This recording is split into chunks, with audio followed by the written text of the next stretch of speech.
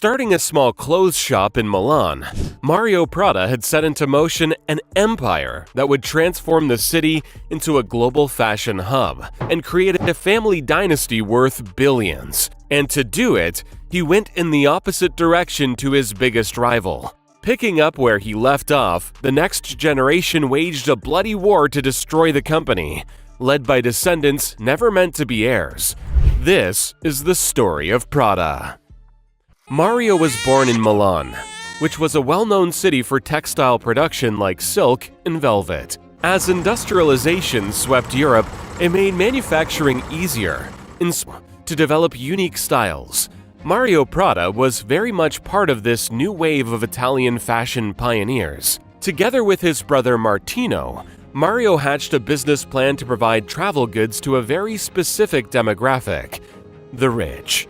By 1913, they were ready to start his own operation, opening a shop in Milan's Galleria Vittorio Emanuele II, a historic four-story shopping arcade and at the time most popular in Milan. This location was linked to luxury retail and prime real estate for fashion. From here, Mario and Martino created Fratelli Prada, meaning the Prada brothers, selling predominantly luxury travel cases and steamer trunks, as well as other travel goods, all fashioned out of leather. And it didn't take long for their craftsmanship to be noticed. In 1919, Fratelli Prada earned a lucrative contract as the official supplier of the Italian royal house. From then on, Prada designed the House of Savoy coat of arms, eternally linking the company to the Italian aristocracy. And in 1931, the company was renamed and incorporated simply as Prada, and later the Prada Group. The brand may have been popular with the inner sanctum of Italian royalty, but if it wanted to gain national supremacy, there was a Tuscan brand standing in its way.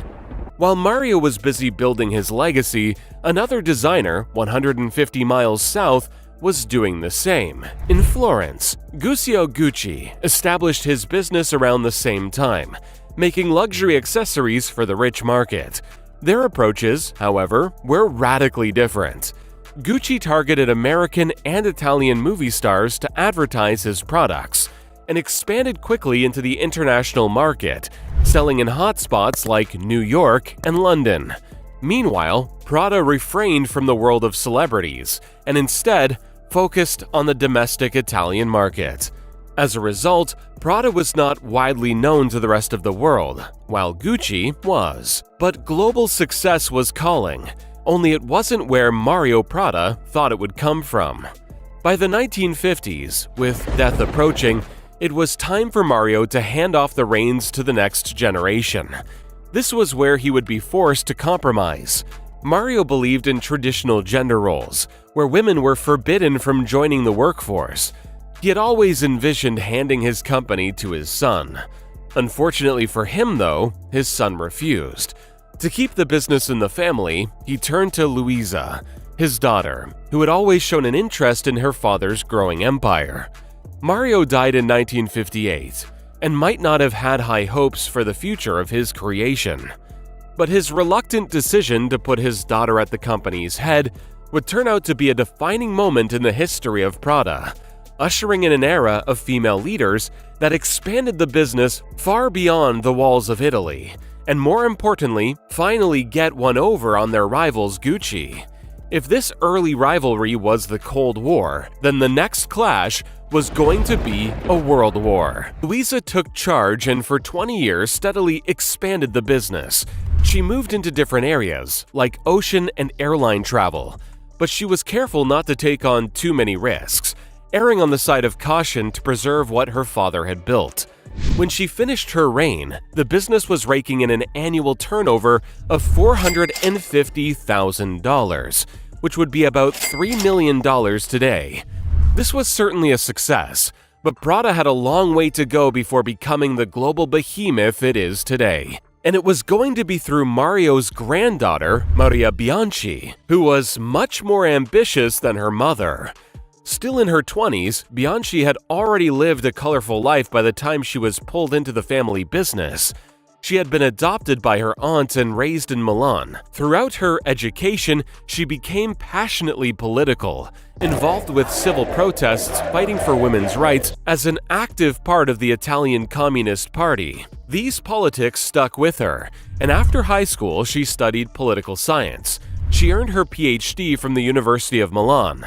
Maria also spent 5 years training at the prestigious Teatro Piccolo to become a mime. But she was destined for an entirely different life. By the 1970s, Maria had taken the name Miuccia Prada, her mother's name, and had been recruited to work in the family business, in the design department for accessories. In 1978, Miuccia officially took charge of Prada. Some reports claim that she was reluctant to take charge, and elites in the avant-garde weren't convinced she had what it took to direct a brand built on timeless, conservative tastes that were adverse to change. Though she would soon prove them wrong. With her rigorous education, all elements of politics and philosophy would come together to take her grandfather's brand in a strong new direction, raking in billions of dollars over the following decades. Unsatisfied with the Prada company staying in the leather goods business, Miuccia saw a much larger potential.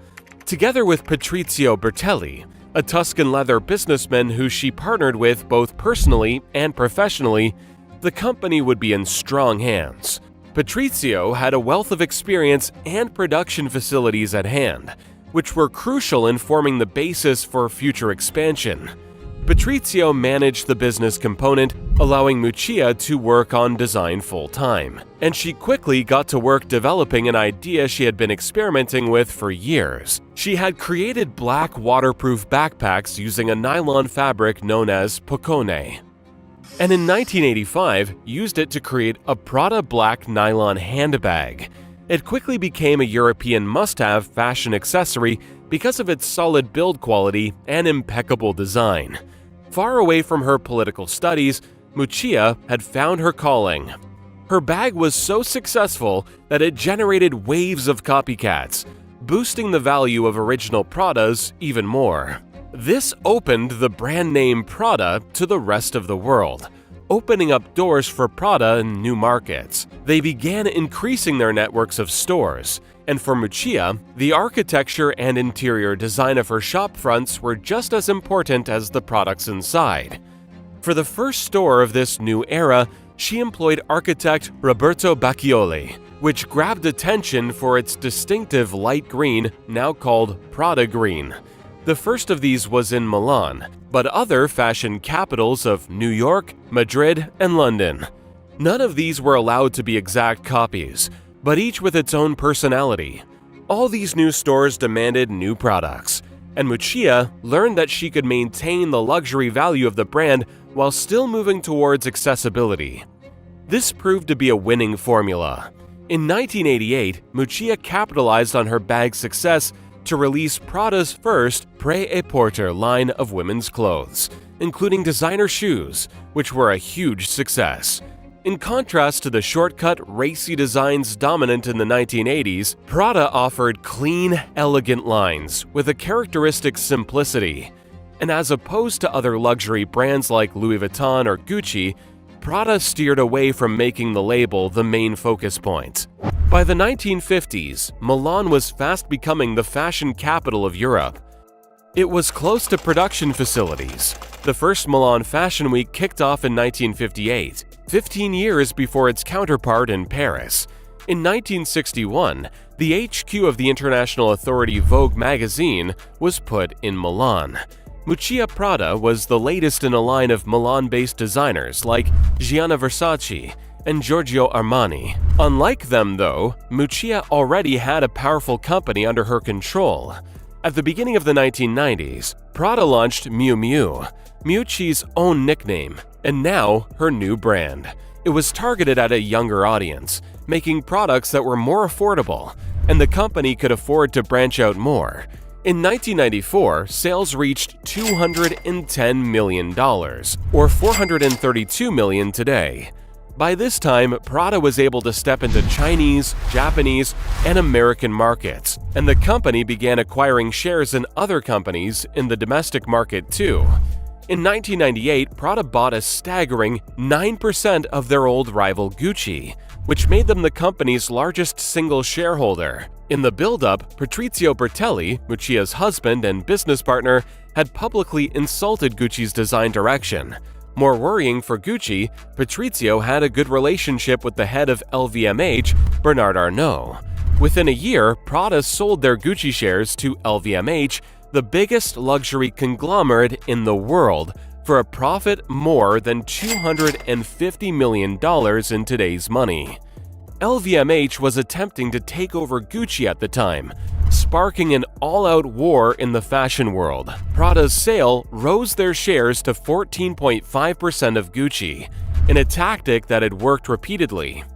This time, though, it didn't work. In a last-minute push of investment, Gucci issued $3 billion of new shares and acquired 40% of the company through an alliance. That wasn't the end of it either. Prada was determined to hurt Gucci, and if they couldn't lead to a hostile takeover, then blocking their strategy was the next best thing. Prada partnered with LVMH to buy out a majority share of fashion company Fendi, which Gucci had been eyeing up. But this rivalry didn't make for good business. Prada's next few acquisitions proved to be losing bets. Only the purchase of the car shoe company and the English shoemaker Church strengthened their portfolio. But by then, financial disaster was already looming. In 2000, one of Prada's most iconic pieces, the bowler bag, was released, instantly selling out. It was a continuation of the same products that Miuccia's grandfather had started the business with 87 years earlier, but this time it was made for women, not men. Soon, any celebrity worth their salt was seen with the Prada bag. The company has pivoted from the Italian aristocracy to the global aristocrats, celebrities, politicians, and business people. The price of a single bag ranges from $1,000 up to $10,000, but for most, it was worth the price. The style that Miuccia pioneered was incredibly functional and utilitarian compared to Prada's competitors. With that functionality came subtle branding, so that Prada products were more recognized by their form rather than by logo or excesses. One of the most important aspects of Prada's branding has been storefronts. Mario Prada had been hesitant to expand the business, and his granddaughter Miuccia was no different. Only by maintaining a high quality of architecture and design in epicenter stores. The first one was built in 2001 in New York, and some estimates put the costs of construction as high as $40 million. It is a one-of-a-kind building and typifies Prada's commitment to the art world, funding exhibitions, housing collections, and creating performance spaces. 2 years after the New York Soho epicenter was built, one in Tokyo popped up, covering 6 floors, which was covered in Prada's now trademark green glass. But these towering monuments to high fashion weren't enough to save Prada from going into debt in the early 2000s. In 2005, the company was forced to sell off 5% of itself to pay off debtors. By 2008, Prada was still 1.1 million euros in debt.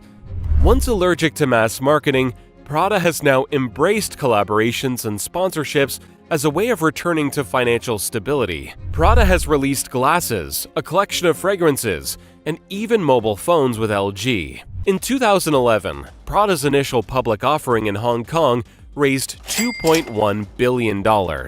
It was a relatively modest debut compared to other fashion giants like LVMH, and 5 years later, Prada was losing out in the fashion world to their old nemesis, Gucci, who was gaining ground among young people. But along with Miu Miu, which reported a 50% decrease in sales in 2020, the Prada Group is fighting back, and last year, total sales were 4.2 billion euros. Miuccia Prada herself has amassed a net worth of $6.9 billion and is regarded as one of the most powerful women on the planet. Mario Prada never envisioned women working in his company, let alone leading it, but it turned out to be the most important element to transform Prada from a niche Italian aristocratic brand to a global phenomenon in the fashion world. With an uncompromising style under Miuccia's leadership, Prada has combined classic and contemporary elements into its design, while always maintaining practicality. The confidence instilled through her prestigious education made her perfectly suited for the task at hand, cementing the matriarchy of the Prada family. Miuccia was ready to challenge conventional fashion norms, a confidence that would push the boundaries of aesthetics. Extending to architecture and the wider art world, Prada has made a permanent mark on the world. Miuccia and Patrizio both stepped down earlier this year and are currently preparing the next generation, their eldest son, Lorenzo. The family's name and future legacy rests in his hands. And after 2 generations of women, Mario Prada will finally have a male heir in charge of the company.